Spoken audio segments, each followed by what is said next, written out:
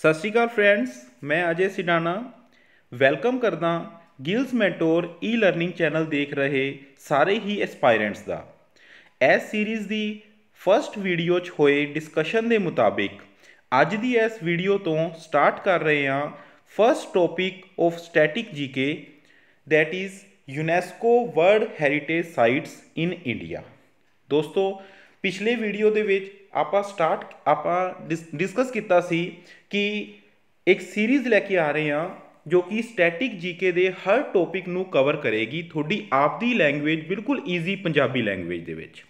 सो उस वीडियो का जो फस्ट लैक्चर है वो इस वीडियो दे विच आपां डिस्कस करांगे। डिस्कशन करन तो पहला प्रीवियस वीडियो दे विच जो कमेंट्स आए या जो क्वेरीज आईयां वो मैं थोड़े सब नाल पहला उन्होंने आंसर डिस्कस करांगा, जो कि बाकियों लिए भी बेनीफिट होणगे। मैं सारे एसपायरेंट्स नू ये जरूर कहना चाहांगा कि अगर तुसी फस्ट वीडियो नहीं देखी तो जरूर देखो, क्योंकि उस नाल लिंक बनया रहेगा। उहदे विच आपां इस सीरीज़ दी जो बेनीफिट है वो ते जो भी इंदा जो सारा इंडेक्स रहेगा, जो चैनल ते अगे जो लैक्चर आएंगे इस सीरीज़ दे विच, वो सारे उहदे विच डिस्कस किए हैं। सो दो क्वेश्चन जो मेनली मैं चाहांगा थोड़े नाल डिस्कस करना। फर्स्ट सी कि ये लैक्चर जो सीरीज़ ऑफ लैक्चर है ये बेनीफिशियल होएगा पटवारी एग्जाम लिए भी? आंसर है दोस्तों डेफिनेटली यस, क्योंकि स्टैटिक जीके किसी भी गवर्नमेंट एग्जाम की बैकबोन होंदा है। तुसी कोई भी प्रीवियस ईयर क्वेश्चन चक के देख लो, प्रीवियस ईयर पेपर चक के देख लो, मोस्टली क्वेश्चन थोनू स्टैटिक जीके चो मिलते हैं। प्लस दूसरा क्वेश्चन पूछा गया कि वाकई इस तरह का लेवल रहेगा क्वेश्चंस का, तो उनका भी मैं थोनू यस ही कहांगा तो एक example Danga. Previous year which एक क्वेश्चन आया सी जो कि तुसी देखो कि which of the following art form is not related with Kerala. Question की कह रहा है कि हेठ लिखियां किहड़ियां आर्ट फॉर्म चों केरला नाल रिलेट नहीं करती? मोहिनीअट्टम, थय्यम, कथकली, ओइलियट्टम। सो ओइलट्टम जो उन्होंने कहा जाता है। सो मेनली तुसी देखो ये क्वेश्चन तो मेरा भाव की है कि कितना डीप पूछा जा रहा है, किन्नी ज़्यादा डीप दे विच जाके जो हिस्टरी एंड कल्चर बारे पूछा जा रहा है।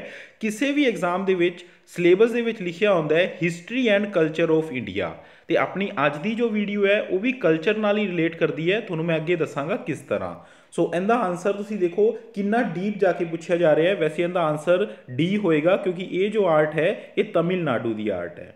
सो आपां आर्ट्स दियां फॉर्म, हिस्टरी जो है वो आपां डिटेल दे विच ही करनी पएगी for further exam.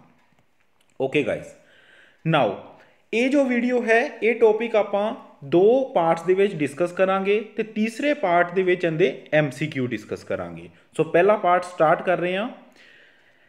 First of all the topic name is UNESCO world heritage sites in India. So first, what about UNESCO? UNESCO is United Nation Education, Scientific and Cultural Organization। United nation दोस्तों बनाया गया 24 अक्टूबर 1945 ਨੂੰ 1945। क्यों बनाया गया? कि ताकि third world war ना होवे।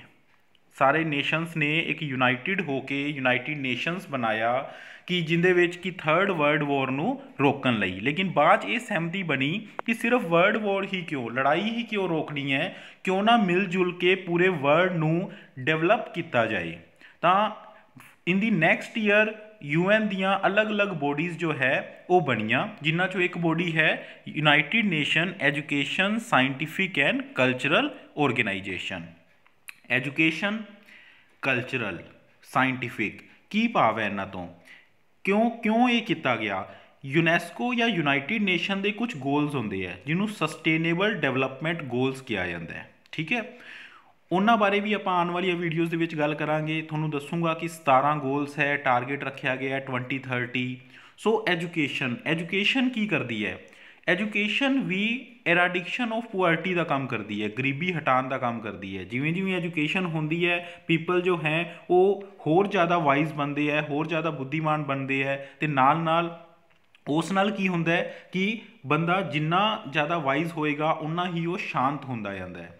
ਕਲਚਰ ਦਾ ਕੀ ਭਾਵ ਹੈ, ਕਲਚਰਲ ਵੀ ਪੀਸ ਵਾਸਤੇ ਹੁੰਦਾ ਹੈ, ਕਲਚਰ ਵੀ ਆਪਣਾ ਜੋ ਹੈ ਸਸਟੇਨੇਬਲ ਡਿਵੈਲਪਮੈਂਟ ਵਾਸਤੇ ਹੁੰਦਾ ਹੈ। ਸੋ ਇਹ ਸਾਰੀ ਚੀਜ਼ ਨੂੰ ਪ੍ਰੋਟੈਕਟ ਕਰਨ ਲਈ ਯੂਨੈਸਕੋ ਬਣਾਇਆ ਗਿਆ 4 ਨਵੰਬਰ 1946 ਦੇ ਵਿੱਚ। ਇਹਦੀ ਫੋਰਮੇਸ਼ਨ ਹੋਈ। ਹੈੱਡਕੁਆਟਰ ਹੈ ਪੈਰਿਸ ਫਰਾਂਸ 'ਚ। ਟੋਟਲ ਮੈਂਬਰ ਹੈ 193, ਜਿੰਨੇ UN ਦੇ ਮੈਂਬਰ ਹੈ ਉਨੇ ਹੀ ਆਪਣੇ ਯੂਨੈਸਕੋ ਜੋ ਉਹਦੀ ਬੋਡੀ ਹੈ ਉਹਦੇ ਮੈਂਬਰ ਹੈ। ਕਰੰਟ ਹੈੱਡ ਜੋ ਯੂਨੈਸਕੋ ਦੇ ਹੈ ਉਹ ਹੈ ਮੈਡਮ ਔਦਰੇ ਔਜ਼ੋਲੇ, ਜੋ ਕਿ ਫਰਾਂਸ ਦੇ ਹੀ ਜਾਂ ਜੋ ਪੈਰਿਸ ਫਰਾਂਸ ਦੇ ਹੀ ਰਹਿਣ ਵਾਲੇ ਹੈ। So after this, before going to the heritage site ਕੀ ਹੁੰਦੀਆਂ, ਇਹਨਾਂ ਨੂੰ ਕਿਸ ਤਰ੍ਹਾਂ ਚੂਜ਼ ਕੀਤਾ ਜਾਂਦਾ ਹੈ, ਪਹਿਲਾਂ ਆਪਾਂ ਇਹ ਦੇਖਾਂਗੇ ਕਿ ਯੂਨਾਈਟਿਡ ਨੇਸ਼ਨ ਦੀ ਇੱਕ ਬੋਡੀ ਹੈ ਇਕੋਮੋਸ। ਕੀ ਹੈ ICOMOS? International council of monuments and sites. Video 'ਚ ਅੱਗੇ ਜਾਣ ਤੋਂ ਪਹਿਲਾਂ ਜਿਵੇਂ ਕਿ ਮੈਂ ਲਾਸਟ ਸਲਾਈਡ ਦੇ ਵਿੱਚ ਕਿਹਾ ਕਿ ਇਹ ਆਪਣੇ ਕਲਚਰ ਦਾ ਹੀ ਪਾਰਟ ਹੈ, ਕਲਚਰ ਨੂੰ ਹੀ ਪ੍ਰੋਟੈਕਟ ਕਰਨ ਦਾ ਪਾਰਟ ਹੈ। ਕਲਚਰ ਦਾ ਪਾਰਟ ਕਿਸ ਤਰ੍ਹਾਂ ਹੈ? ਕਲਚਰ ਦੋ ਤਰ੍ਹਾਂ ਦੇ ਹੁੰਦੇ ਆ, ਇੱਕ ਹੁੰਦਾ ਟੈਂਜੀਬਲ, ਇੱਕ ਹੁੰਦਾ ਇਨਟੈਂਜੀਬਲ। ਪਹਿਲਾਂ ਮੈਂ ਇਹ ਵੀ ਦੱਸਦਾ, ਕਿਸੇ ਵੀ ਐਗਜ਼ਾਮ ਦੇ ਵਿੱਚ ਮੈਂ ਪਹਿਲਾਂ ਵੀ ਦੱਸਿਆ ਤੁਹਾਡੇ ਇੱਕ ਟੌਪਿਕ ਲਿਖਿਆ ਹੁੰਦਾ ਹੈ ਕਿ history and culture of India. PPSC ਦਾ ਵੀ ਕੋਈ ਸਿਲੇਬਸ ਚੱਕ ਕੇ ਦੇਖ ਲਓ, headmaster and principals the exam ਆਉਣ ਵਾਲਾ ਹੈ, ਉਹਨਾਂ ਦੇ ਵਿੱਚ ਵੀ ਹਿਸਟਰੀ ਐਂਡ ਕਲਚਰ 'ਤੇ ਕਾਫੀ ਕੁਐਸਚਨਸ ਜੋ ਹੈ ਆਉਣ ਦੀ ਉਮੀਦ ਹੈ। ਸੋ ਕਲਚਰ ਦਾ ਮੀਨਸ, ਕਲਚਰ ਦੋ ਤਰ੍ਹਾਂ ਦੇ ਹੈ, ਟੈਂਜੀਬਲ, ਇਨਟੈਂਜੀਬਲ। ਟੈਂਜੀਬਲ ਮੀਨਸ ਹਾਰਡ, ਜਿਨ੍ਹਾਂ ਨੂੰ ਆਪਾਂ ਟੱਚ ਕਰ ਸਕਦੇ ਹਾਂ, ਜਿੱਥੇ ਆਪਾਂ ਜਾ ਸਕਦੇ ਹਾਂ, ਜਿਵੇਂ ਕਿ monuments, various sites, national parks, biodiversity reserves, है ना, एलीफेंट रिजर्व, टाइगर रिजर्व, ये सारे आप आने वाली वीडियोज़ ਦੇ ਵਿੱਚ ਕਰਾਂਗੇ। ਦੂਸਰੇ ਹੁੰਦੇ ਆ ਇਨਟੈਂਜੀਬਲ ਮੀਨਸ ਜਿਨ੍ਹਾਂ ਨੂੰ ਆਪਾਂ ਦੇਖ ਸਕਦੇ ਹਾਂ, ਜਿਨ੍ਹਾਂ ਨੂੰ ਆਪਾਂ ਫੀਲ ਕਰ ਸਕਦੇ ਹਾਂ, like dances of various states, classical dance, ਹੈ ਨਾ। ਦੈਨ ਆਪਾਂ ਕਹੀਏ ਕਿ various festivals of India, monuments ਦੇ ਵਿੱਚ ਟੈਂਪਲਸ ਆਫ ਇੰਡੀਆ ਵੀ ਆਉਣਗੇ। ਤਾਂ ਇਹ ਸਭ ਤੋਂ ਪਹਿਲਾਂ ਜੋ ਆਪਣੀਆਂ ਵੀਡੀਓਜ਼ ਹੈ ਉਹਨਾਂ 'ਚ ਆਪਾਂ culture of India he discuss ਕਰਾਂਗੇ, ਜਿਨ੍ਹਾਂ ਦੀ ਨਾਲ ਆਪਾਂ ਹਿਸਟਰੀ ਡਿਸਕਸ ਕਰਾਂਗੇ। ਸੋ ਦੋਸਤੋ ਇਹ ਸਿਰਫ ਸਟੈਟਿਕ GK ਨੂੰ ਆਪਾਂ ਰਿਲੇਟ ਕਰਾਂਗੇ। ਤੁਸੀਂ ਸਮਝੋ ਸਿਰਫ ਆਪਾਂ ਸਾਈਟਸ ਬਾਰੇ ਨਹੀਂ ਯਾਦ ਕਰ ਰਹੇ, ਸਾਈਟ ਬਾਰੇ ਨਹੀਂ ਆਪਾਂ ਕ੍ਰੈਮਿੰਗ ਕਰ ਰਹੇ ਕਿ ਕਿਹੜੀ ਸਾਈਟ ਕਿੱਥੇ ਹੈ, ਆਪਾਂ ਇੱਕ ਚੀਜ਼ ਡਿਸਕਸ ਕਰ ਰਹੇ ਹਾਂ ਕਿ ਉਹ ਸਾਈਟ ਦੀ ਕੀ ਹਿਸਟਰੀ ਹੈ, ਉਹਨੂੰ ਕਿੰਨੇ ਬਣਾਇਆ, ਕਿਹੜੇ ਈਅਰ 'ਚ ਬਣਾਇਆ। ਸੋ ਆਪਾਂ ਨਾਲ ਉਹਨਾਂ ਦੀ ਹਿਸਟਰੀ ਐਂਡ ਕਲਚਰ ਆਪਣਾ ਕੰਪਲੀਟ ਹੋ ਰਿਹਾ ਉਹ topic, history and culture of India. So ਅੱਗੇ ਚੱਲੀਏ, ਆਪਾਂ ਦੇਖੀਏ ਕਿ ਕੀ ਕ੍ਰਾਈਟੇਰੀਆ ਲਿੱਤਾ ਜਾਂਦਾ ਹੈ ਇਕੋਮੋਸ ਜਿਵੇਂ ਮੈਂ ਤੁਹਾਨੂੰ ਦੱਸਿਆ international council of monuments and sites. ਇਹ ਕੰਮ ਕਰਦਾ ਹੈ ਯੂਨੈਸਕੋ ਦੇ ਅੰਡਰ, ਤੇ ਇਹੀ ਉਹ ਆਰਗੇਨਾਈਜੇਸ਼ਨ ਹੈ ਜੋ ਸਿਲੈਕਸ਼ਨ ਕਰਦੀ ਹੈ, ਜੋ ਕਹੀਏ ਕਿ ਮਾਰਕ ਦਿੰਦੀ ਹੈ ਕਿ this site is UNESCO world heritage site. Benefit ਕੀ ਹੁੰਦਾ ਹੈ ਉਹ ਵੀ ਅਗਲੀ ਸਲਾਈਡ ਦੇ ਵਿੱਚ ਦੇਖਾਂਗੇ, ਬਟ ਕੀ ਕ੍ਰਾਈਟੇਰੀਆ ਲਿੱਤਾ ਜਾਂਦਾ ਹੈ। First criteria unique architecture. ਜੋ ਵੀ ਸਾਈਟ ਨੂੰ ਇਕੋਮੋਸ ਰੈਕੋਗਨੀਸ਼ਨ ਦਿੰਦੀ ਹੈ, ਯੂਨੀਕ ਆਰਕੀਟੈਕਚਰ ਉਹਦਾ ਹੋਣਾ ਚਾਹੀਦਾ ਹੈ। It must B A masterpiece. किस तरह मास्टरपीस? लाइक ताज महल। शाहजहां ने कहा सी आपके इंजीनियर्स ਨੂੰ कि ताज महल ਇੱਦਾਂ ਦਾ बनना ਚਾਹੀਦਾ ਹੈ कि जो कोई ਇਹਨੂੰ ਦੇਖੇ ਉਹਦੀ ਬਾਕੀ ਜ਼ਿੰਦਗੀ ਲਈ ਇਹ ਇਮਾਰਤ ਉਹਦੇ ਦਿਲ 'ਚ ਵਸ ਜੇ, ਤੇ ਵਾਕਈ ਉਹ ਚੀਜ਼ ਹੈ। ਬਹੁਤ ਜ਼ਿਆਦਾ ਅਸੀਂ ਦੇਖੋ ਕਿ ਓਪਟੀਕਲ ਇਲੂਜ਼ਨ ਜਿਹਨੂੰ ਕਿਹਾ ਜਾਂਦਾ ਹੈ, ਉਸ ਤਰ੍ਹਾਂ ਦਾ ਜਾਦੂਈ ਜੋ ਚਮਤਕਾਰੀ ਜਿਹਨੂੰ ਆਪਾਂ ਕਹਿ ਦਿੰਦੇ ਹਾਂ, ਉਹ ਮੈਨੂਫੈਕਚਰਿੰਗ ਜਾਂ ਉਹ ਕੰਸਟਰਕਸ਼ਨ ਹੋਈ ਹੈ। ਸੋ ਇਟ ਮਸਟ ਵੀ, ਕੋਈ ਵੀ ਸਾਈਟ ਇੱਕ ਮਾਸਟਰਪੀਸ ਹੋਣੀ ਚਾਹੀਦੀ ਹੈ। ਸੈਕਿੰਡ, ਇਨ ਐਗਜ਼ੀਬਿਟ ਹਿਊਮਨ ਵੈਲਿਊਜ਼ ਨਾਲ ਰਿਲੇਟਿਡ ਹੋਣੀ ਚਾਹੀਦੀ ਹੈ। ਡਾਇਰੈਕਟਲੀ ਐਸੋਸੀਏਟ ਹੋਣੀ ਚਾਹੀਦੀ ਹੈ ਲਿਵਿੰਗ ਟ੍ਰੈਡੀਸ਼ਨ ਦੇ ਨਾਲ, ਮੀਨਸ ਸਿਵਿਲਾਈਜੇਸ਼ਨ ਦੇ ਨਾਲ ਲਿੰਕ ਨਾਲ ਹੋਣੀ ਚਾਹੀਦੀ ਹੈ। ਜਿਸ ਤਰ੍ਹਾਂ ਸਿਵਿਲਾਈਜੇਸ਼ਨ ਸ਼ੁਰੂ ਹੋਈ, ਆਪਣੀਆਂ ਪੁਰਾਣੀਆਂ ਜੜ੍ਹਾਂ ਨਾਲ ਰਿਲੇਟ ਕਰਦੀ ਹੋਈ ਕੋਈ ਚੀਜ਼ ਜੋ ਕੋਈ ਸਾਈਟ ਹੈ ਉਹ ਹੋਣੀ ਚਾਹੀਦੀ ਹੈ। ਡਾਈਵਰਸ ਸਪੀਸ਼ੀਜ਼ ਹੋਣੀਆਂ ਚਾਹੀਦੀਆਂ ਉੱਥੇ, ਫਲੋਰਾ ਫਲੋਰਾ ਮੀਨਸ पेड़ पौधे, फ्लावर तो याद रखना फ्लोरा, एंड फ्योना मीनस जीव जंतु, अलग अलग तरह की डिफरेंट स्पीशीज होनी चाहिए। एंड ए स्पैशली पॉइंट है नैचुरल साइट्स लई, मैं दसूँगा हुणे साइट्स भी 3 तरह दी होंदियां किस तरह। Then natural beauty, the site must have natural beauty. होर भी बहुत सारे, एक मैं कुछ थोड़े सामने एक क्राइटेरिया रखे है कि इस तरह के क्राइटेरिया होंदे है यूनैस्को जदों किसी साइट नूं आपदा टैग दिंदा है। ਸੋ ਇੰਨਾ ਸਭ ਤੋਂ ਬਾਅਦ ਅਗਰ ਉਹ ਸਾਈਟ ਕਿਸੇ ਕੰਟਰੀ ਨੂੰ ਲੱਗਦਾ ਹੈ ਕਿ ਸਾਡੀ ਇਸ ਸਾਈਟ ਦੇ ਵਿੱਚ ਆਹ ਸਭ ਹੈ, ਦੈਨ ਉਹ ਅਪਲਾਈ ਕਰਦੇ ਹੈ। ਦੈਨ ਜੋ ਇਕੋਮੋਸ ਦੀ ਜੋ ਕਮੇਟੀ ਹੈ ਉਹ ਕਮੇਟੀ ਪ੍ਰੋਪਰ ਉੱਥੇ ਜਾ ਕੇ ਉਹਨੂੰ ਰੈਕੋਗਨਾਈਜ਼ ਕਰਦੀ ਹੈ। ਕਿਉਂ ਰੈਕੋਗਨਾਈਜ਼ ਕਰਵਾਇਆ ਜਾਂਦਾ ਹੈ ਇਸ ਸਾਰੀ ਚੀਜ਼ ਨੂੰ? ਇਹਦਾ ਰੀਜ਼ਨ ਹੈ ਕੀ ਬੈਨੀਫਿਟ ਹੁੰਦੇ ਆ ਕਿਸੇ ਵੀ ਸਾਈਟ ਨੂੰ। ਬੈਨੀਫਿਟ ਬਹੁਤ ਸਾਰੇ ਹੈ, ਕੁਝ ਬੈਨੀਫਿਟ ਮੈਂ ਤੁਹਾਨੂੰ ਦੱਸਣਾ ਚਾਹਾਂਗਾ। First is tentative. Tentative means ਜਦੋਂ ਹੀ ਕਿਸੇ ਸਾਈਟ ਨੂੰ ਕੋਈ ਇੱਕ ਟੈਗ ਮਿਲਦਾ ਹੈ ਯੂਨੈਸਕੋ ਵਰਲਡ ਹੈਰੀਟੇਜ ਸਾਈਟ ਦਾ, ਉਹ ਸਾਈਟ ਪੂਰੇ ਵਰਲਡ ਲਈ ਅਟੈਂਟਿਵ ਹੋ ਜਾਂਦੀ ਹੈ। ਬਹੁਤ ਸਾਰੀਆਂ ਇੰਟਰਨੈਸ਼ਨਲ ਏਜੰਸੀਜ਼ ਉਹਨੂੰ ਗ੍ਰਾਂਟਸ ਦੇਣ ਲਈ ਰੈਡੀ ਹੋ ਜਾਂਦੀਆਂ। ਟੂਰਿਜ਼ਮ ਵੱਧਦਾ ਹੈ, ਲੋਕਲ ਟੂਰਿਜ਼ਮ, ਫੋਰਨਰ ਟੂਰਿਜ਼ਮ ਵੱਧਦਾ ਹੈ, ਇੱਕ ਇੰਡਸਟਰੀ ਉੱਥੇ ਕ੍ਰੀਏਟ ਹੋ ਜਾਂਦੀ ਹੈ। ਇੰਡਸਟਰੀ ਤੋਂ ਮੇਰਾ ਭਾਵ ਕਿ ਹੋਟਲਸ ਹੋਰ ਜੋ ਲੋਕਲ ਜੋ ਹੁੰਦੇ ਆ ਉਹਨਾਂ ਨੂੰ ਹੋਰ ਰੋਜ਼ਗਾਰ ਮਿਲਦਾ ਹੈ ਉਸ ਚੀਜ਼ ਨਾਲ। ਬਹੁਤ ਸਾਰੇ ਫੰਡਸ ਹੈ ਜੋ ਯੂਨੈਸਕੋ ਹਰ ਸਾਲ ਰਿਲੀਜ਼ ਕਰਦੀ ਹੈ ਉਹਨਾਂ ਸਾਈਟਸ ਲਈ। ਬਹੁਤ ਸਾਰੀਆਂ ਜੋ NGOs ਹੈ ਉਹ ਸਪੋਰਟ ਕਰਦੀਆਂ ਉਹਨਾਂ ਸਾਈਟਸ ਨੂੰ। ਦੈਨ ਪ੍ਰੋਟੈਕਟ ਕੀਤੀਆਂ ਜਾਂਦੀਆਂ ਉਹ site with the help of various international treaties like Geneva convention. ਬਹੁਤ ਸਾਰੀਆਂ ਟਾਈਮ ਟੂ ਟਾਈਮ ਟ੍ਰੀਟੀਜ਼ ਹੁੰਦੀਆਂ ਜਿਨ੍ਹਾਂ ਨਾਲ ਉਹਨਾਂ ਸਾਈਟਸ ਨੂੰ ਜੋ ਹੈ ਉਹ ਪ੍ਰੋਟੈਕਟ ਕੀਤਾ ਜਾਂਦਾ ਹੈ। ਇੱਕ ਐਗਜ਼ਾਮਪਲ ਦਿੱਤਾ ਹੈ ਇੱਥੇ ਜਨੇਵਾ ਕਨਵੈਨਸ਼ਨ ਦਾ। ਜਨੇਵਾ ਕਨਵੈਨਸ਼ਨ ਦੋਸਤੋ ਜੋ ਹੈ ਉਹ 1949 ਦੇ ਵਿੱਚ ਹੋਈ। ਕੀ ਕਿਹਾ ਗਿਆ ਇਸ ਜਨੇਵਾ ਕਨਵੈਨਸ਼ਨ ਦੇ ਵਿੱਚ ਕਿ ਜੋ ਯੂਨੈਸਕੋ ਦੀਆਂ ਜਾਂ ਯੂਨੈਸਕੋ ਤੋਂ ਵੀ ਇਲਾਵਾ ਜੋ ਕਿਸੇ ਕੰਟਰੀ ਦੀਆਂ ਕਲਚਰਲ ਸਾਈਟਸ ਹੈ, ਚਾਹੇ ਉਹ ਨੈਚੁਰਲ ਕਲਚਰਲ ਸਾਈਟ ਹੈ ਜਾਂ ਉਹਨਾਂ ਦੇ ਨਾਲ ਕੋਈ ਕਲਚਰ ਨਾਲ ਰਿਲੇਟ ਕਰਦੀਆਂ ਕੋਈ ਸਾਈਟ ਹੈ, ਉਹਨੂੰ ਉਸ ਕੰਟਰੀ ਨੇ ਤਾਂ ਪ੍ਰੋਟੈਕਟ ਕਰਨਾ ਹੀ ਕਰਨਾ ਹੈ। ਉਹ ਉਹਨਾਂ ਦੀ ਜੋ ਐਨੀਮੀ ਹੈ, ਜੋ ਮੰਨ ਲੀਜੀਏ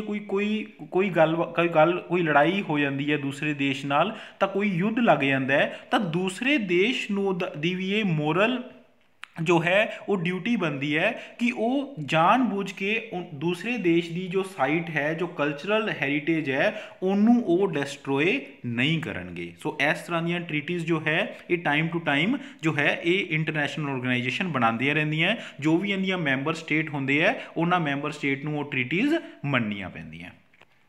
then next total number of site. So ਆਪਾਂ ਸਾਈਟ ਦੀ ਗੱਲ ਕੀਤੀ ਕਿ ਯੂਨੈਸਕੋ ਟੈਗ ਦਿੰਦਾ ਹੈ ਯੂਨੈਸਕੋ ਵਰਲਡ ਹੈਰੀਟੇਜ ਸਾਈਟ ਦਾ।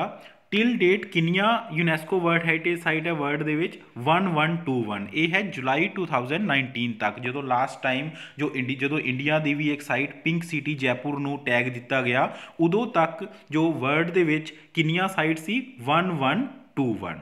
ਸੋ ਉਸ ਤੋਂ ਬਾਅਦ total number of sites in India, ਇਹਨਾਂ 1121 ਚੋਂ ਇੰਡੀਆ 'ਚ ਕਿੰਨੀ ਹੈ? 38। ਤੇ ਇੰਡੀਆ ਦਾ ਜੋ ਰੈਂਕ ਹੈ ਅਗਰ ਆਪਾਂ ਕੰਟਰੀਜ਼ ਦਾ ਦੇਖੀਏ ਕਿ ਫਸਟ ਰੈਂਕ ਸਭ ਤੋਂ ਜ਼ਿਆਦਾ ਕਿੰਦੇ ਕੋਲੋਂ ਹੈ, ਤਾਂ ਉਹ ਮੈਂ ਤੁਹਾਨੂੰ ਇੱਥੇ ਦੱਸਣਾ ਚਾਹੂੰਗਾ। ਫਸਟ ਨੰਬਰ 'ਤੇ ਆਉਂਦਾ ਹੈ ਇਟਲੀ, ਸੈਕਿੰਡ 'ਤੇ ਆਉਂਦਾ ਹੈ ਚਾਈਨਾ। ਵੈਸੇ ਜੁਲਾਈ 2019 ਦੇ ਵਿੱਚ ਨਾ ਇਹਨਾਂ ਦੋਨਾਂ ਦੀ ਸਾਈਟ ਜੋ ਹੈ ਨੰਬਰ ਆਫ ਸਾਈਟ ਇਕੁਅਲ ਹੋ ਗਈਆਂ, ਬਟ ਫਿਰ ਵੀ ਜੋ ਰੈਂਕਿੰਗ ਹੈ ਉਹ ਇਟਲੀ, ਚਾਈਨਾ। ਦੈਨ ਆਪਣਾ ਆਉਂਦਾ Spain, then France, Germany, then India. ਦੁਬਾਰਾ ਦੱਸਣਾ ਚਾਹੂੰਗਾ, ਫਸਟ ਇਟਲੀ, ਦੈਨ ਚਾਈਨਾ, ਵੈਸੇ ਸਾਈਟ ਦੋਨਾਂ ਦੀਆਂ ਬਰਾਬਰ ਹੈ, Spain, France, Germany, then India. So India ਦਾ ਰੈਂਕ 6th ਹੈ। ਸੋ ਕਿੰਨੀਆਂ ਸਾਈਟਸ ਹੈ? 38। 38 ਤੋਂ ਸਾਈਟ, ਕੋਈ ਵੀ ਸਾਈਟ ਤਿੰਨ ਤਰ੍ਹਾਂ ਦੀਆਂ ਹੁੰਦੀਆਂ। First is cultural, then natural, then mix. Cultural means ਜੋ ਕਿ ਕਲਚਰ ਨਾਲ ਰਿਲੇਟ ਕਰਦੀ ਹੈ, ਆਪਣੀ ਪੁਰਾਣੀ ਪਰੰਪਰਾ ਨਾਲ, ਪੁਰਾਣੀਆਂ ਆਪਣੀ ਸਿਵਲਾਈਜੇਸ਼ਨ ਨਾਲ ਰਿਲੇਟ ਕਰਦੀ ਹੈ, ਉਹ ਕਲਚਰਲ ਸਾਈਟ ਹੁੰਦੀ ਹੈ। ਜੋ ਨੈਚੁਰਲ ਸਾਈਟ ਹੈ ਜਿਹਦੇ ਵਿੱਚ ਨੈਚੁਰਲ ਬਿਊਟੀ ਹੈ, ਬਾਇਓਡਾਈਵਰਸਿਟੀ ਹੈ, ਵੇਰੀਅਸ ਸਪੀਸ਼ੀਜ਼ ਹੈ ਨਾ, ਉਹ ਹੁੰਦੀ ਹੈ ਆਪਣੀ ਨੈਚੁਰਲ ਸਾਈਟ। ਜੋ ਇਹਨਾਂ ਦੋਨਾਂ ਨੂੰ ਮਿਲ ਕੇ ਬਣਦੀ ਹੈ ਉਹ ਹੁੰਦੀ ਹੈ ਮਿਕਸ ਸਾਈਟ। ਤਾਂ ਇੰਡੀਆ ਦੇ ਵਿੱਚ ਇੱਕ ਹੀ ਮਿਕਸ ਸਾਈਟ ਹੈ ਜੋ ਬਹੁਤ ਇੰਪੋਰਟੈਂਟ ਹੈ, ਤੁਹਾਨੂੰ ਅੱਗੇ ਚੱਲ ਕੇ ਮੈਂ ਦੱਸੂੰਗਾ ਕਿਹੜੀ ਸਾਈਟ ਹੈ ਉਹ। ਦੈਨ 37 ਐਂਡ 1 ਟੋਟਲ ਹੋ ਗਈਆਂ 38, ਜੋ ਆਪਾਂ 1 by 1 ਆਪਾਂ ਉਹ ਸਾਈਟ ਬਾਰੇ ਡਿਸਕਸ ਕਰਾਂਗੇ। ਸੋ ਤੁਹਾਨੂੰ ਸਾਰਿਆਂ ਨੂੰ ਮੈਂ ਇੱਥੇ ਦੱਸਣਾ ਚਾਹੂੰਗਾ ਕਿ ਇਸ ਵੀਡੀਓ ਦੇ ਵਿੱਚ ਜਾਂ ਇਸ ਟੌਪਿਕ ਦੇ ਵਿੱਚ ਈਵਨ ਹਰ ਟੌਪਿਕ ਜੋ ਵੀ ਆਪਾਂ ਅੱਗੇ ਲੈ ਕੇ ਆਵਾਂਗੇ ਇਹਦੇ ਲਈ ਸਭ ਕੁਝ ਹੈ। ਇਹਦੇ ਤੋਂ ਮੇਰਾ ਮਤਲਬ ਕੀ ਹੈ ਕਿ ਦੋਸਤੋ ਇਹ ਸੀਰੀਜ਼ ਜੋ ਹੈ ਉਹ 0 to ਹੀਰੋ ਰਹੇਗੀ। ਅਗਰ ਤੁਹਾਨੂੰ ਇਹਨਾਂ ਸਾਈਟ ਬਾਰੇ ਕੁਝ ਨਹੀਂ ਪਤਾ ਤਾਂ ਤੁਸੀਂ 0 ਤੋਂ ਸਟਾਰਟ ਕਰੋਗੇ, ਇੱਕ ਚੀਜ਼ ਪਤਾ ਲੱਗ ਜਾਏਗੀ। ਅਗਰ ਤੁਹਾਨੂੰ ਇੰਨਾ ਕੁ ਪਤਾ ਹੈ ਕਿ ਇਹ ਕਿਹੜੀ ਜਗ੍ਹਾ ਤੇ ਹੈ ਤਾਂ ਤੁਹਾਨੂੰ ਉਹਦੀ ਪੂਰੀ ਹਿਸਟਰੀ ਪਤਾ ਲੱਗੇਗੀ। ਅਗਰ ਤੁਹਾਨੂੰ ਹਿਸਟਰੀ ਵੀ ਪਤਾ ਹੈ ਤਾਂ ਤੁਹਾਨੂੰ ਇਹ ਪਤਾ ਲੱਗੇਗਾ ਕਿ ਉਹ ਸਾਈਟ ਦੀ ਕੀ ਸਪੈਸ਼ਲਿਟੀ ਹੈ, ਤਾਂ ਕਿ ਆਪਾਂ ਉਹਨਾਂ ਸਾਈਟਸ ਨੂੰ क्यों क्यों याद रखते हैं तो क्यों एग्जाम के पूछिया जांदियां। सो वीडियो के बने रहना है। अज की वीडियो के आपां पहलियां 15 साइट्स जो है वो डिस्कस करांगे पूरी डिटेल दे विच। देखो ये थोड़े सामने जो स्लाइड दिख रही है, तुसीं इहदे च देखो कि हर स्लाइड इस तरह होएगी। सब तो ऊपर एक जो टेबल दिता है उहदे च दिता होया नेम ऑफ साइट, दैन वो किहड़ी स्टेट दे विच है, किस ईयर दे विच उहनूं यूनैस्को का टैग मिलिया। आपां जो ये साइट है ये अल्फाबैटिकली नहीं कर रहे, आपां ये कर रहे हैं कि जिस ईयर वाइज उहनूं यूनैस्को का टैग मिलिया उस तरह उस तरीके नाल आपां कर रहे हैं। दैन उहदी कैटेगरी की है, किस कैटेगरी दे विच उहनूं जो है ये टैग उहदे च मिलिया।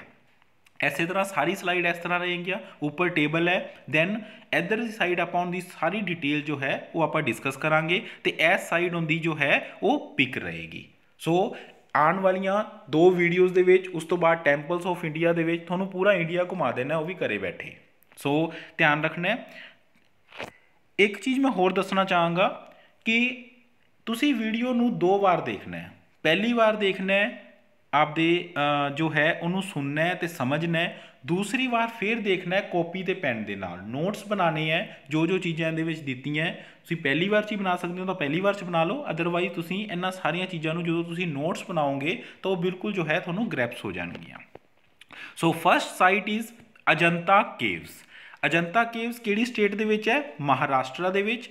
1983 दे विच इहनूं यूनैस्को का टैग मिलिया। किस कैटेगरी दे विच? कल्चरल कैटेगरी दे विच। लोकेशन की है दी एग्जैक्ट, अगर आप महाराष्ट्र दे विच लोकेशन की गल करिए यह है औरंगाबाद डिस्ट्रिक्ट दे विच। दैन टाइम पीरीयड कदों ये बनाईयां गईयां, किवें पता लगता है? जदों आपां नूं कोई साइट कोई खुदाई नाल या कोई साइट जदों जो है वो हिस्टोरीयन जो है वो देखते हैं, दैन एक टर्म होंदी है कार्बन डेटिंग। कई बार ये भी क्वेश्चन पूछ लिया जाता है कि साइट्स का किवें पता लगता है कि वो किहड़े ईयर दे विच बनियां होणगियां, की संभावना है, तो वो देखा जाता है कार्बन डेटिंग दे नाल। सो कार्बन डेटिंग नाल देखा गया कि ये जो साइट है ये 200 BC तो बैकराइज जो है एंड 600 AD दे विच ये जो है ये गुफावां केव्स मीनस गुफावां केव्स जो है वो बनाई गई।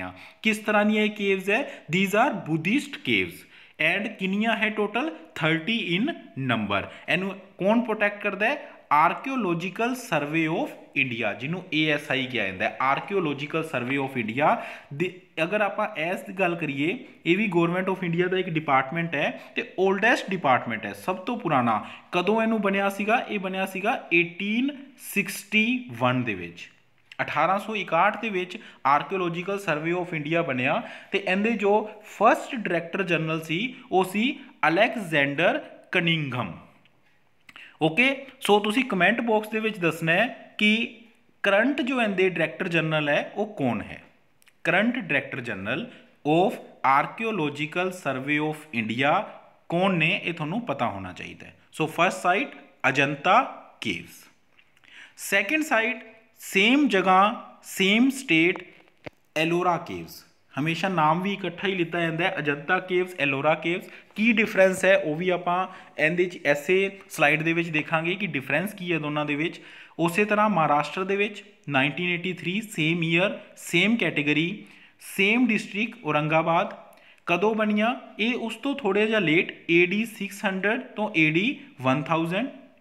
दैन अगर आप ब्रीफ की गल करिए अजंता केव जो रिलेट करदियां सी वो सी सिर्फ बुद्धिज़म नाल, बट जो एलोरा केव्स है एक तो इन्हां दी क्वालिटी है मोनोलिथिक। मोनोलिथिक मीनस ये इक्को पत्थर नूं जो साइट है ये इक्को ही पत्थर नूं कट के जो है वो बनी हुई है। दैन इहदे विच बुद्धिस्ट साइट्स भी है, हिंदू भी है तो जैन मोनूमेंट्स भी ने।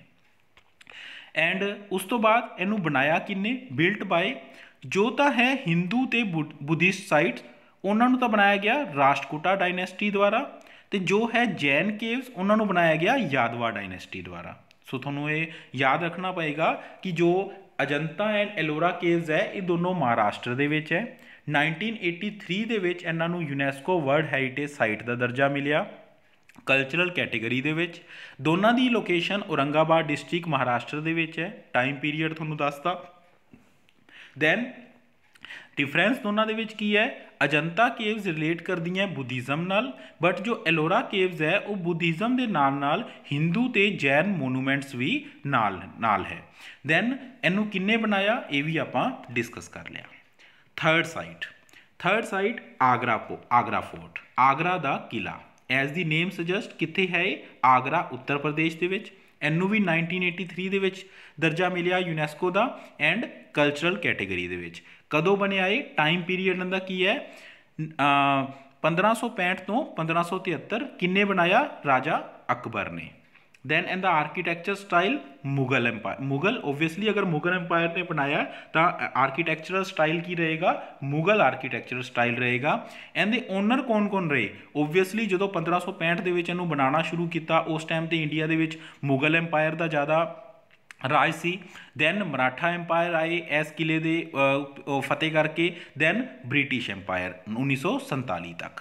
ये है आगरा फोर्ट। आगरा फोर्ट तो बाद आगरा दे विच ही ताज महल, कोई इंट्रोडक्शन का ये मोहताज नहीं है। ताज महल सबनों पता है 1983 दे विच इनू जो है यूनैस्को का दर्जा मिलिया। दैन कल्चरल कैटेगरी दे विच, लोकेशन ओबवियसली आगरा। कदों बनया, 17th सेंचुरी दे विच। किन्ने बनाया, शाहजहां ने बनाया। किंदी याद दे विच, in the memory of his third wife Begum Mumtaz Mahal, जिंदी की जो मृत्यु है वो 1631 ईस्वी दे विच हुई सी।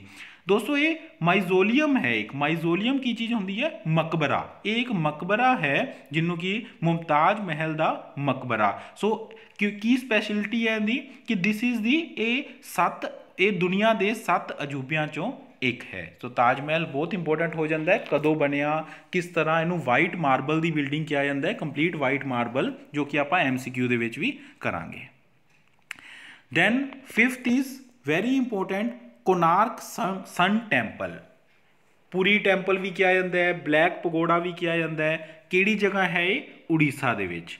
1983 दे विच 4 साइट्स मिलियां सी इंडिया नूं। आफ्टर दैट आपां 1984 चलदे हां तो 1984 दे विच कल्चरल कैटेगरी दे विच मिलिया कोणार्क सन टैंपल नूं। कोणार्क सन टैंपल है Mahanadi delta in Puri district of Orissa.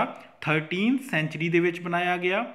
And किस फॉर्म च है ये, तुसी देखो थोनू पिक दे विच भी शो हो रहा होगा। वैसे यार रेनोवेशन दिखाई गई है 1970s दे विच, एस टैंपल की रेनोवेशन भी की गई।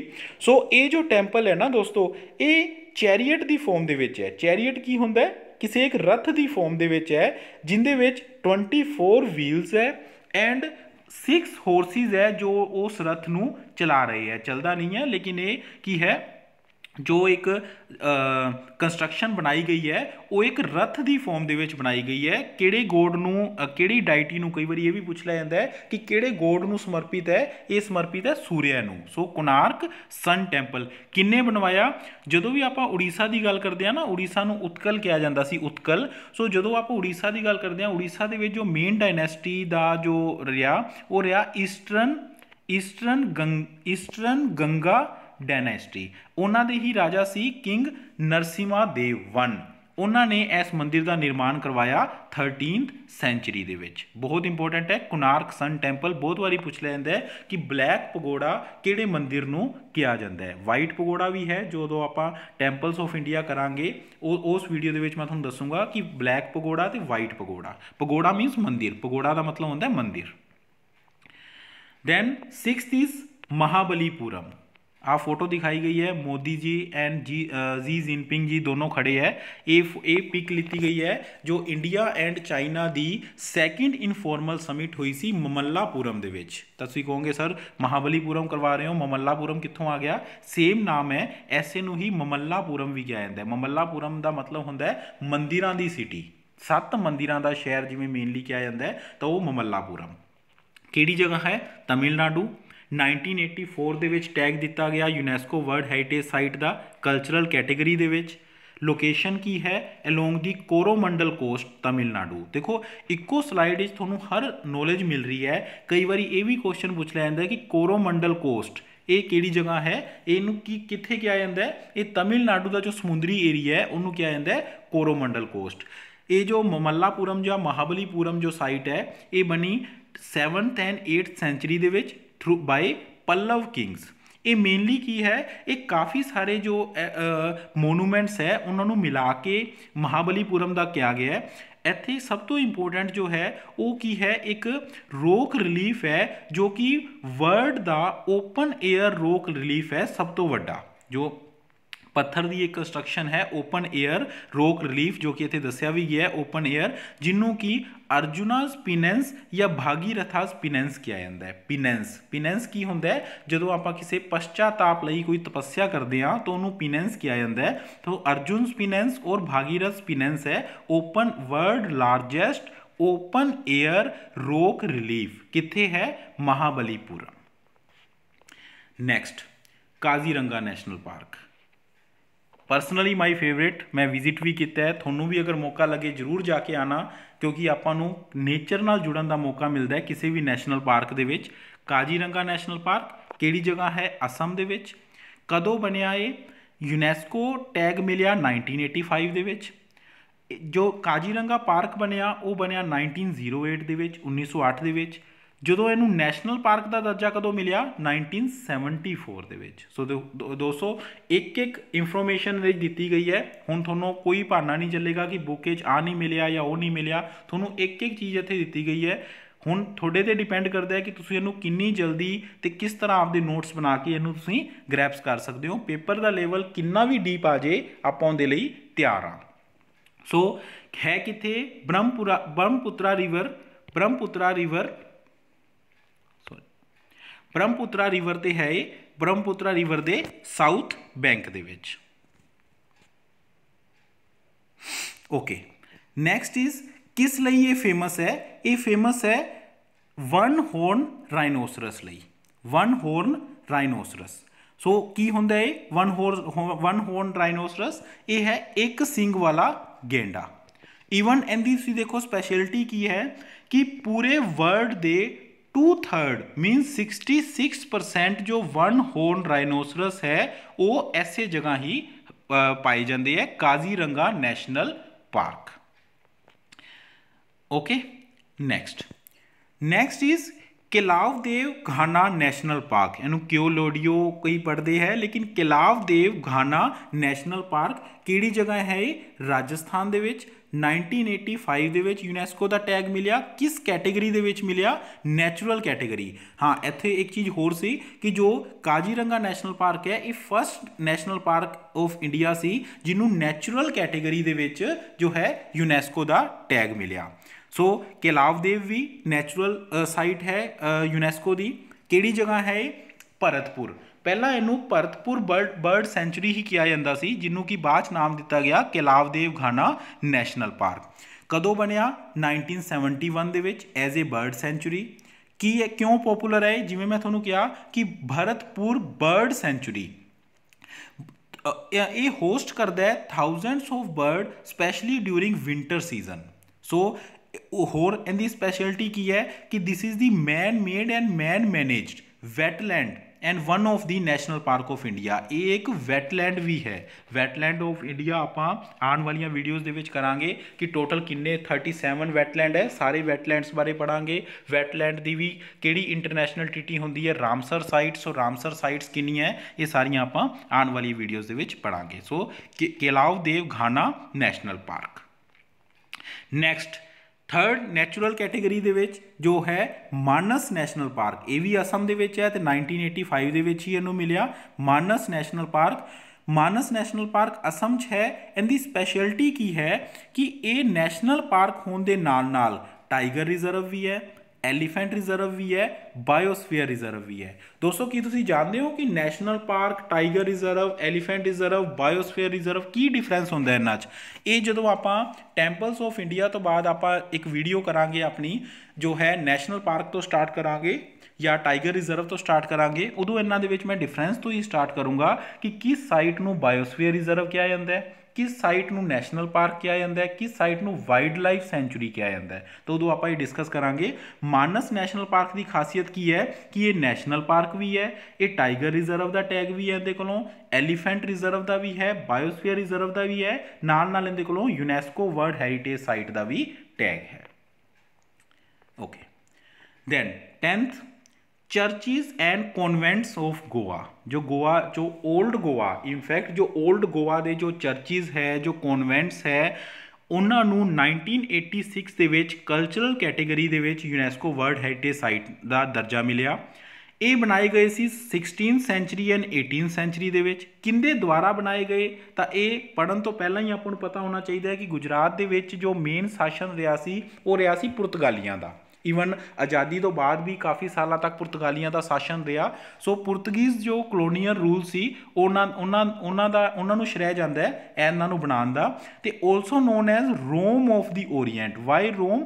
ਇਹ ਜੋ ਸਟਰਕਚਰਸ ਹੈ ਨਾ, ਇਹ ਇਟਲੀ ਦੇ ਰੋਮ ਨਾਲ ਜਾਂ ਇਟਲੀ ਦੀ ਜੋ ਆਰਕੀਟੈਕਚਰ ਹੈ ਉਹਨਾਂ ਨਾਲ ਕਾਫੀ ਮਿਲਦੇ ਜੁਲਦੇ ਹੈ। ਸੋ ਇਹਨਾਂ ਨੂੰ ਰੋਮ ਆਫ ਦੀ ਓਰੀਐਂਟ ਦਾ ਵੀ ਨਾਮ ਦਿੱਤਾ ਜਾਂਦਾ ਹੈ। Churches of Goa 1986 cultural category.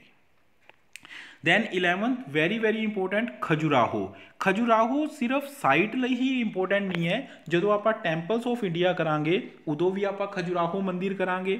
ਕਿਹੜੀ ਸਟੇਟ ਦੇ ਵਿੱਚ ਹੈ? ਮੱਧ ਪ੍ਰਦੇਸ਼ ਦੇ ਵਿੱਚ। ਜਦੋਂ ਆਪਾਂ ਫੈਸਟੀਵਲ ਆਫ ਇੰਡੀਆ ਕਰਾਂਗੇ ਉਦੋਂ ਵੀ ਆਪਾਂ ਖਜੁਰਾਹੋ ਦਾ ਮੇਨ ਫੈਸਟੀਵਲ ਇੱਕ ਦੇਖਾਂਗੇ ਜਿਹੜਾ ਕਿ ਬੜਾ ਇੰਪੋਰਟੈਂਟ ਹੈ, ਜੋ ਕਿ ਹਰ ਸਾਲ ਖਜੁਰਾਹੋ ਦੇ ਹੀ ਮੰਦਿਰਾਂ ਦੇ ਵਿੱਚ ਉਹ ਫੈਸਟੀਵਲ ਮਨਾਇਆ ਜਾਂਦਾ ਹੈ। ਕਦੋਂ ਮਿਲਿਆ ਟੈਗ? 1986 ਦੇ ਵਿੱਚ। ਕਿਸ ਕੈਟੇਗਰੀ 'ਚ ਮਿਲਿਆ? ਕਲਚਰਲ ਕੈਟੇਗਰੀ ਦੇ ਵਿੱਚ। ਲੋਕੇਸ਼ਨ ਕੀ ਹੈ? Chhatarpur district of Madhya Pradesh. ਕਦੋਂ ਬਣਿਆ? 950 AD to 1050 AD। ਕਿੰਦੇ ਦੁਆਰਾ ਬਣਿਆ? ਚੰਡੇਲਾ ਡਾਇਨੈਸਟੀ, ਜੋ ਕਿ ਮੱਧ ਪ੍ਰਦੇਸ਼ ਦੇ ਵਿੱਚ ਕਾਫੀ ਟਾਈਮ ਰਹੀ ਚੰਡੇਲਾ ਡਾਇਨੈਸਟੀ। ਇੱਥੇ ਕੀ ਖਾਸੀਅਤ ਕੀ ਹੈ? ਇਹਦੀ ਖਾਸੀਅਤ ਹੈ ਹਿੰਦੂ ਐਂਡ ਜੈਨ ਟੈਂਪਲਸ, ਜਿਹੜੇ ਕਿ ਆਪਦੀ ਨਗਾਰਾ ਸਟਾਈਲ ਆਫ ਆਰਕੀਟੈਕਚਰ ਲਈ ਫੇਮਸ ਹੈ। ਨਾ ਹੁਣ ਤੁਸੀਂ ਪੁੱਛੋਗੇ ਸਰ ਇਹ ਨਗਾਰਾ ਸਟਾਈਲ ਕੀ ਹੈ?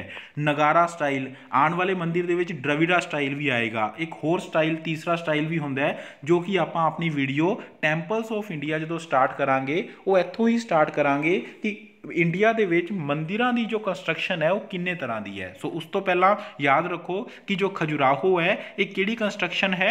ਇਹ ਨਗਾਰਾ ਸਟਾਈਲ ਆਫ ਕੰਸਟਰਕਸ਼ਨ ਹੈ। Then very very important Hampi.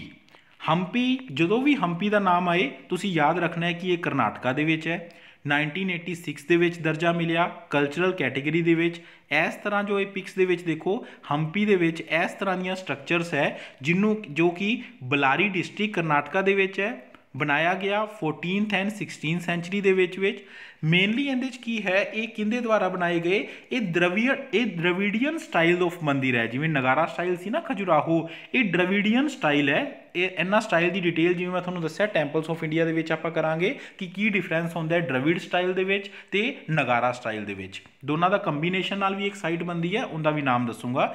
Then ਇਹ ਬਣਾਏ ਗਏ ਜੋ ਹੈ ਜੋ ਆਪਣੇ ਹਿੰਦੂ ਕਿੰਗਡਮ ਦੁਆਰਾ, ਜੋ ਵਿਜੈਨਗਰ ਦੇ ਕਰਨਾਟਕਾ ਦੇ ਵਿੱਚ ਤੁਸੀਂ ਅਗਰ ਹਿਸਟਰੀ ਦੇ ਵਿੱਚ ਪੜ੍ਹਿਆ ਹੈ, ਵਿਜੈਨਗਰ ਅੰਪਾਇਰ ਸੀਗਾ। ਵਿਜੈਨਗਰ ਅੰਪਾਇਰ ਦੇ ਜੋ ਪ੍ਰਿੰਸਿਸ ਸੀਗੇ ਉਹਨਾਂ ਨੇ ਹੰਪੀ ਦੀਆਂ ਜੋ ਹੈ ਇਹ ਕੰਸਟਰਕਸ਼ਨ ਬਣਾਈਆਂ 14th ਤੇ 16th ਸੈਂਚਰੀ ਦੇ ਵਿੱਚ। ਸਪੈਸ਼ਲੀ ਇਹ ਹਿੰਦੂ ਤੇ ਜੈਨ ਲਈ ਕਾਫੀ ਫੇਮਸ ਹੈ। ਹਿੰਦੂ ਲਈ ਮੇਨਲੀ ਕਿਉਂ ਫੇਮਸ ਹੈ? ਕਿਉਂਕਿ ਰਮਾਇਣਾ ਦੇ ਅਨੁਸਾਰ ਹਨੂਮਾਨ ਜੀ ਦਾ ਬਰਥ ਪੈਲੇਸ ਹੈ ਹੰਪੀ।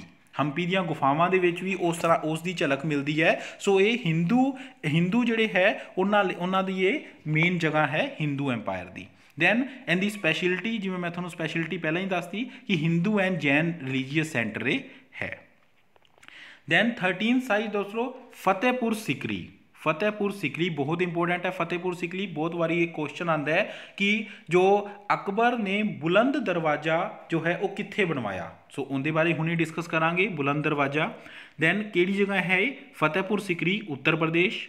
1986 ਦੇ ਵਿੱਚ ਬਣਿਆ ਕਲਚਰਲ ਕੈਟੇਗਰੀ ਦੇ ਵਿੱਚ। Location Fatehpur Sikri Uttar Pradesh. Time period 16th century. Fatehpur Sikri, Fatehpur means ਆਪਾਂ ਨੂੰ ਪਤਾ ਹੈ ਨਾ, ਫਤਿਹ ਬੁਲਾਈ, ਫਤਿਹ ਮੀਨਸ ਜਿੱਤ, ਵਿਕਟਰੀ। ਫਤਿਹਪੁਰ ਸਿਕਰੀ ਅਕਬਰ ਨੇ ਯੁੱਧ ਜਿੱਤਣ ਤੋਂ ਬਾਅਦ ਆਪਦੀ ਜੋ ਹੈ ਉਹ ਫਤਿਹ ਨੂੰ ਯਾਦਗਾਰ ਬਣਾਉਣ ਲਈ ਕੁਝ ਇਮਾਰਤਾਂ ਬਣਾਈਆਂ ਫਤਿਹਪੁਰ ਸਿਕਰੀ ਦੇ ਵਿੱਚ। ਸ਼ਹਿਰ ਵੀ ਈਵਨ ਉਸੇ ਟਾਈਮ ਹੀ ਵਸਾਇਆ ਗਿਆ। ਉਹ ਕੀ ਸੀ?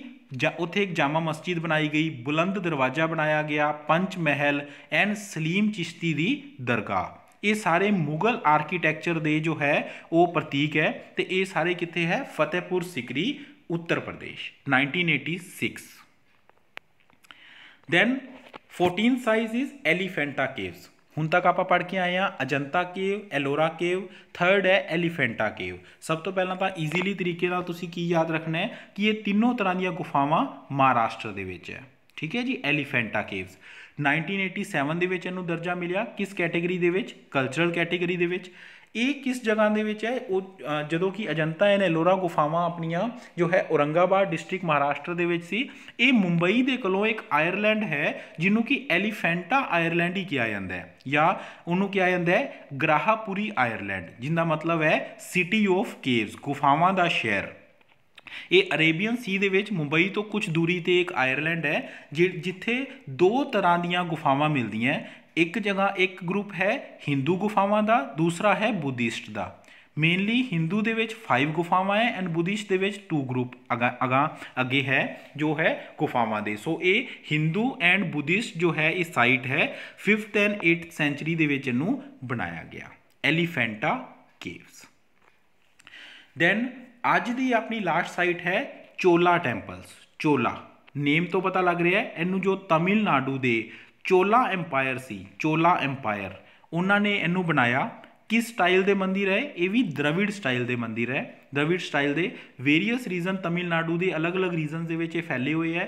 1987 के कल्चरल साइट का दर्जा मिलिया। कदों बने सी ये? 11th एंड 12th सेंचुरी के दौरान। So Chola temple by kings of Chola empire were situated Tamil Nadu when the tag was given 1987 in which category? Cultural category। सो दोस्तों ये सी इस वीडियो का पार्ट 1।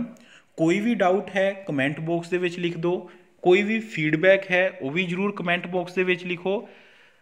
इस वीडियो नू जिवें मैं तुहानूं कहा 2 बार जरूर देखना है, दूसरी बार तुसीं आपदे नाल नोट्स बनाने हैं। दैन बहुत ही जल्दी आपां इहदा पार्ट 2 लैके आवांगे। After that we will discuss temples of India and उस तो बाद ਆਪਾਂ MCQ करांगे best 30 MCQ of both these topics. ठीक है दोस्तों, स्टे सेफ, रब रखा।